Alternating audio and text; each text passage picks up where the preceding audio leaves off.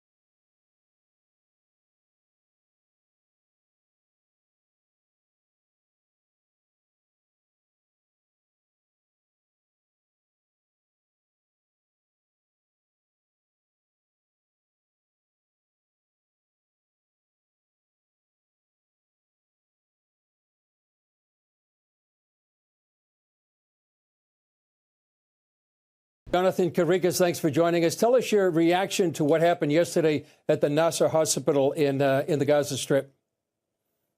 Hello, Chris. Thanks for having me on again. Sad, unfortunate incident where Israeli troops, according to what I understand from the preliminary investigation, Israeli troops misidentified a bunch of journalists and other people who were pointing cameras and lenses towards where the Israeli soldiers were. Israeli soldiers misinterpreted that and thought that they were hostiles and directed fire towards them. There are still a few question marks that remain, specifically, why was that mistake made? And two, why was a second strike ordered, which also unfortunately killed a few of the rescue workers that came in order to rescue the people who were wounded in the first strike. I understand that the IDF is taking responsibility for it, has acknowledged the mistake, has said that there is an investigation ongoing. And what I hope is that we'll be able to have findings and conclusions and something to show the world after that investigation, and to do that quickly, because this is one of these rare instances where Israel has an opportunity to acknowledge a mistake and strengthen its credibility by actually taking action and showing that we're serious about our morals and values. And when mistakes happen, we own up to them. Yeah, as you said, the Prime Minister's office has apologized. What are the challenges that the IDF faces when they dealing with Hamas, in particular, Hamas's use of hospitals? Yeah, that's a very relevant question, a question that I think is missing from most American media coverage. And that is, Chris, before October 7, there were almost 40 hospitals in Gaza. When Israeli troops started fighting in Gaza against Hamas, what they encountered in each and every hospital was that Hamas fighters, terrorists, were abusing hospitals for combat activity. And there's lots and lots of video footage and evidence of Hamas fighters firing from within hospital compounds, conducting command and control from within and underneath hospitals, using hospitals to hide Israeli hostages, and in every other sense, abusing that sacred and protected special status of hospitals. So when this event happened yesterday, the context is that Israeli soldiers are used to seeing Hamas and other terrorists use hospitals illegally in violation of international law when they are fighting. So that's why Israeli soldiers thought that, well, this is just another case of Hamas terrorists that are using hospitals. That is probably why they decided to strike it. So it's a very, very challenging environment. I dare say perhaps the most challenging and complex environment that we've seen in post-World War II, where it is extremely difficult to distinguish between friend and foe and combatant and non-combatant. And of course, Hamas does everything it can in order to muddy those waters and make it very difficult for Israeli soldiers to clearly classify who is an enemy and who isn't. The abuse of hospitals is one such example. The abuse of press protection, journalists with the press vests and helmets is another one. We've seen a systemic abuse by Hamas of journalist cover, which continues until today. Israel right now is on the precipice of Gideon's Chariots, Operation 2. How would you describe where the IDF is right now on the cusp, the very verge of Gaza City to try to encircle it? Yeah, so what the IDF has done is to place troops in around Gaza City in order to send a very clear message to Hamas, to the three countries that support Hamas and give it the lifeline that it needs, Qatar, Egypt, and Turkey, and to signal to them that we are serious. If you don't give us back all of our hostages, if you don't end the war, and if you don't surrender, then what we, Israel, will do, and we're serious about it, is we will go in and we will find you where you are and where we haven't yet operated at a high level, which is Gaza City and a few locations in the central part of the Gaza Strip. I think that the window for diplomacy and negotiations is still open. It is narrowing, but it is still open. And I think that had Israel wanted to just go in and get it done, we would have done it a few days or a week ago. But I think that Israel is waiting in order for diplomacy to perhaps make it unnecessary for Israel to go in and do what it needs to do in order to defeat Hamas and get the hostages back. It doesn't seem as if it's impressing the three countries that are supporting Hamas, Qatar, Egypt, and Turkey enough. But maybe Hamas will understand that it's either this choice or the complete destruction of every infrastructure that they have in Gaza, and of course with a lot of collateral damage, which they eventually will bear the responsibility for. Time will tell. What are the challenges that Israel is facing if it does go into Gaza City? And is this Hamas's last major stronghold? Well, physically, it is Hamas's last major stronghold, and there are some pockets of Gaza City where the IDF has not yet operated above and below ground. What the IDF will encounter is an enemy that will have had lots and lots of time to prepare, to plant lots of booby traps, to rig buildings full of explosives, to prepare and refurnish tunnels, tactical tunnels that Hamas will use for close quarter mobility, and the bigger strategic tunnels that they will use to move from one neighborhood or one city to another. And it's going to be a very difficult, high intensity, high casualty environment. What Israel will try to do is to get civilians out of the way first. And the first part of the campaign will be a messaging campaign by Israel instructing civilians in Gaza to evacuate to the south, to the humanitarian areas, to the humanitarian centers where they can also receive food and medical supply in the southwestern parts of the Gaza Strip, where, by the way, there's an American NGO providing them with hundreds of thousands of meals per day, the Gaza Humanitarian Fund. And once enough civilians will have evacuated, main combat operations will begin. My guess is that they will be very intense, lots of use of standoff fire, and that there will be a rolling curtain of fire advancing before Israeli troops.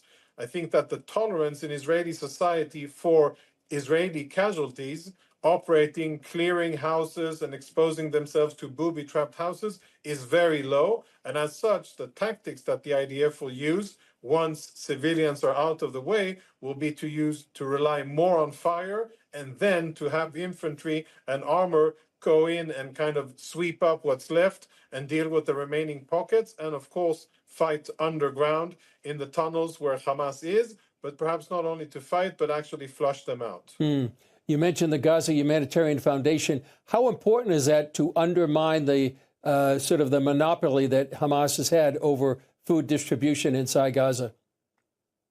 It's top. crucial.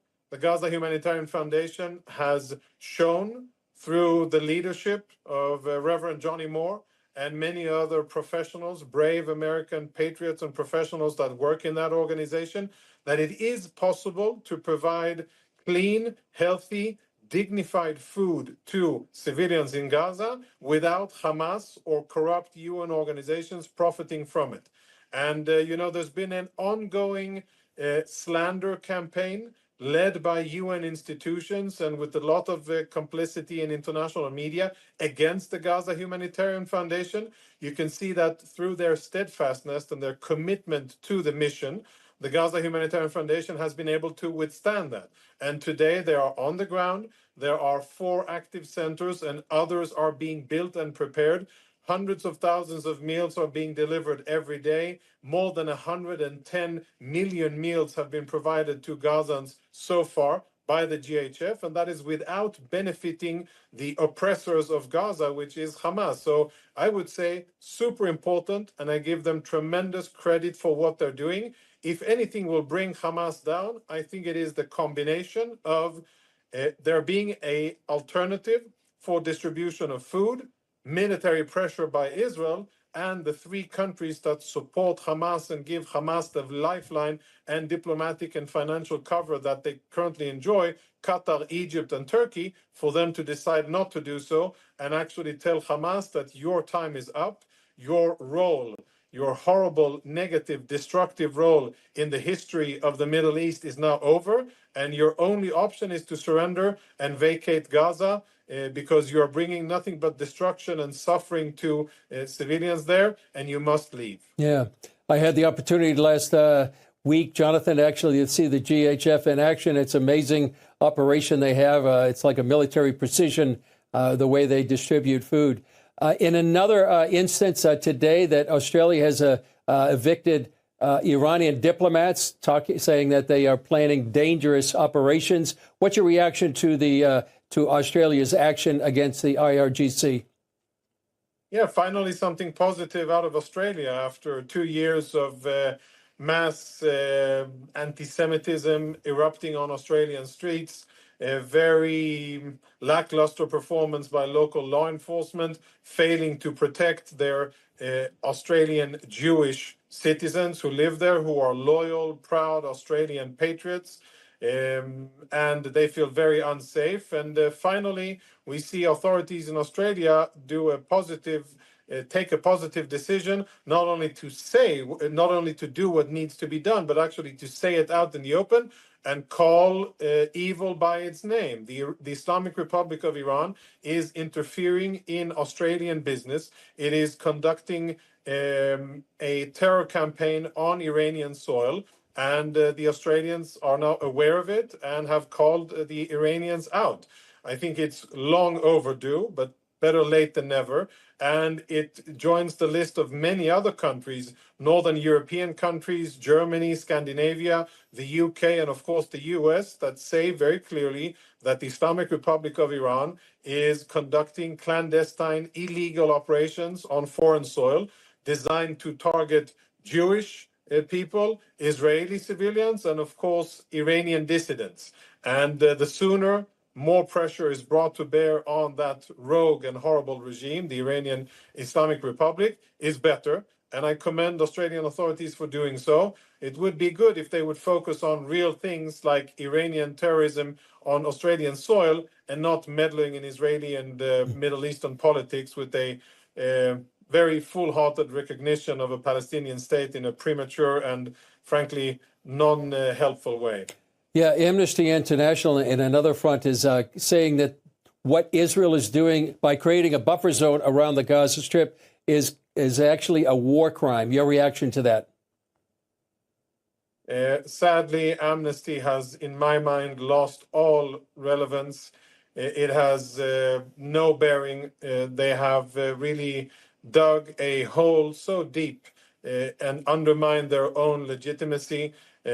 They seem to be, to me, an organization that is irrationally focused on Israel, which has double and triple standards and constantly singles out Israel for condemnation, many times based on false documentation from the ground by anti-Israeli NGOs or by Hamas sources or by staff that are BDS supporters, by choosing to cherry pick and misinterpret international law, specifically only against the only democracy in the Middle East fighting against terrorism. And a long time ago, I stopped listening to their communiques. I think they've lost their way. And I think everything that they say is motivated by a political objective against the Jewish state of Israel and by nothing else. They are not about human rights. If they were about human rights, if they were about preventing civilian suffering, their number one target should be the Hamas terrorists that rule and oppress the Gaza Strip, that are the main culprits, that are the main oppressors and the abusers of civil rights in Gaza since they came to power in 2007, and they shouldn't be making these false allegations about Israel. For Israel to have a buffer zone is, I think, the bare minimum that Israel needs in order to defend itself and to prevent a future October 7. So I think it's a ridiculous and unfounded and unprofessional, wholly politically motivated allegation by an organization that has lost its way. Yeah. You mentioned about Australia declaring a Palestinian state. That will go along with France, the UK, Canada, and maybe others next month at the General Assembly. Your reaction to what they propose to have a Palestinian state? Well, I think it's not helpful. It helps Hamas. It makes it more difficult to end the war. It makes it more difficult for Israel to get our hostages back. It continues and strengthens the hand of Hamas against the Palestinian Authority and against Israel, and it will make it more difficult for Israel to get rid of Hamas. I think those statements are very naive. They are quite colonial and condescending. They appear to have the only solution to the problem, but they're not listening to the people who have skin in the game. Palestinians don't want a two-state solution, and after October 7, I dare say that most Israelis don't want a two-state solution because the Palestinians don't.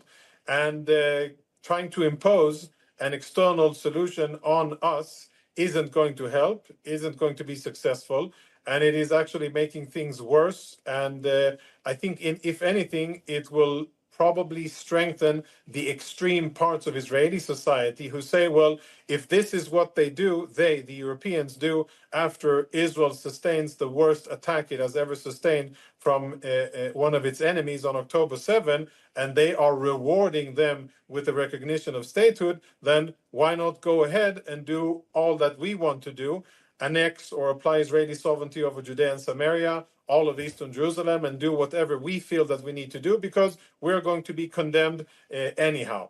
So I think it's not helpful. I think it's very bad politics, very naive, foolish, and regretful. And I think it's mostly for Palestinians, for Gazans. It continues their suffering. It makes them suffer more because it strengthens Hamas's hand. If anybody thinks that recognizing a Palestinian state after October 7 will strengthen the so-called moderates in Palestinian society, which I don't know who they are because they're not politically represented, they are totally wrong, because the organization that will really run a campaign on this, and rightfully so, will be Hamas. And their slogan will be jihad equals statehood. The path of armed fighting, of terror against Israelis, and to fight against the Jews by the power of the sword, by killing, raping, burning, and mutilating. That is the path forward, and that will bring us success. And that is what Hamas will say. And they will say it with quite a lot of justification, since the Europeans are really handing them this silver platter to use in the next elections. That's why it's so important that Israel defeats Hamas and that Hamas isn't around as a political alternative in the future. You've worked with the international media a lot during your time with the IDF as the international spokesman. How would you analyze the way they've treated perhaps yesterday's incident as well as they have throughout the war? I mean, yesterday's incident is kind of an extreme. It's a perfect storm in a negative sense. because you have civilians, journalists that were wrongfully targeted or mistakenly targeted by the IDF in a hospital. It doesn't get any better for Hamas or for the detractors of Israel. The only thing missing would be orphans and women and disabled people, and then it would be really all that Hamas could dream of in terms of something that would undermine the legitimacy of the state of Israel. I think that in general, in this specific event, I can understand why this is getting a lot of attention. Stringers were working for American media and other international recognized media. But I think what is missing, and what's, again, a poor performance by international media, is the context. I've been watching CNN, BBC, AP, Reuters, and many others, and I haven't seen the context of Hamas up until today has systematically abused hospitals in Gaza, and as such, it wasn't a bizarre thought for Israeli soldiers to assume that Hamas was doing it again in the Nasser hospital in Khan Yunis. But unfortunately, we have become accustomed with pretty biased and one-sided analysis and reporting. This case isn't different. This is just bigger magnitude and a louder event. Sadly, it's really a ripe fruit that falls in the hands of anybody who has issue with the state of Israel defending itself and fighting against Hamas in Gaza. Yeah. Any final thoughts, Jonathan? It's a long way forward, but I think Israel has proven that it has the stamina, the capacity, the fighting capability in order to overcome our enemies. I think that very positive things are happening in Lebanon, where there's local leadership, the president, prime minister, even the speaker of the parliament, that for the first time in Lebanese history are starting to exercise Lebanese sovereignty and control over all of Lebanon, and to take the fate of the state of Lebanon and the people of Lebanon into Lebanese hands, and to take control over Lebanon away from Syrians and Iranians and other external forces. And I think that's positive. Hezbollah needs to be dismantled. It needs to be disarmed. And I strengthen the efforts being done by the Lebanese government.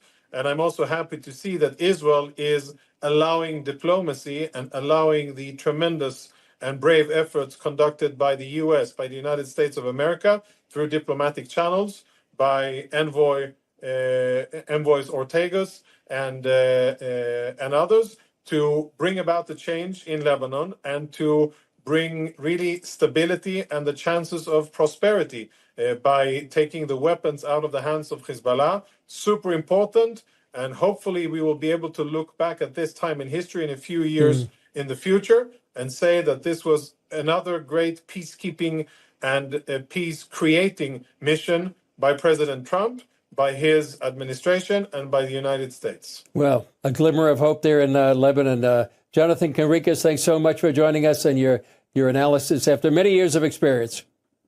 Thank you. War is catastrophic. War is terrible. But the world needs to remember that during wartime in the battlefield, there is going to be collateral damage, unintended damage. Israel does everything possible to prevent collateral damage. It is the only country in the world at war that sends out notices ahead of time, alerting the citizens, the residents, to evacuate the area because we're coming in. They send out millions of texts. However, inadvertent errors are going to happen during war. It's only to blame the one who started the war, and that is Hamas. On October 7th, 2023, Hamas attacked Israel in the most brutal, barbaric way. They started this war, and the war ensued after that. All blood, loss, death, carnage, and suffering is on them who started the war. So just the other day, there was an inadvertent bombing of a hospital, which the initial investigation seemed to be that it was a mistake. However, after investigations, it's not completed yet. More information is coming out that perhaps it